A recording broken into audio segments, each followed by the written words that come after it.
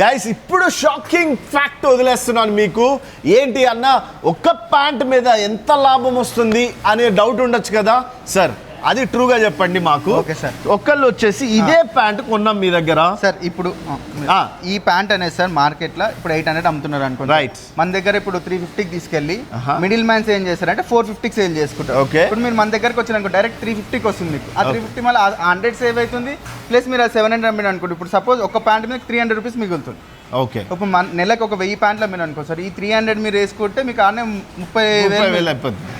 So మీరు దీనివల్ల ఏంటంటే బిజినెస్ ఏంటంటే మంచిగా ఎక్స్పాండ్ చేయొచ్చు సార్. రైట్. మీరు చాలా వెరైటీస్ పెంచుకోవచ్చు, ప్లస్ కస్టమర్స్కి ఏంటంటే బెనిఫిట్స్ ఇవ్వచ్చు. రైట్, అర్థమైంది. ఒక 100 రూపీస్ మార్కెట్ కానీ ఇప్పుడు 800 మీరు 700 అమ్మిన అనుకో, మీకు ఆ 100 రూపీస్ ఇక్కడ కవర్ అయిపోతుంది నా దగ్గర. కరెక్ట్. ఆ 100 రూపీస్ మీకు కవర్ అయిపోయింది. ఆ కస్టమర్ ఏంటంటే నాకు 100 తగ్గిందని ఫీల్ అవుతాడు, ప్లస్ మీకు 100 రూపీస్ ఉంటుంది.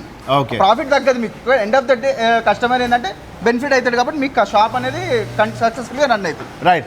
నేను ఒక లాస్ట్లో కంక్లూజన్ ఇస్తాను. ఒకవేళ మీరు కానీ ఈ ప్యాంట్ కొంటే మీకు 300 రూపాయలు ఈజీగా లాభం అనేది ఉంటుంది.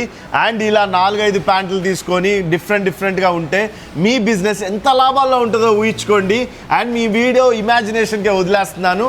ఒకసారి ఈ సిరీస్ అంతా చూస్తే మీరు ఒక మంచి బిజినెస్ మ్యాన్గా అయిపోతారు.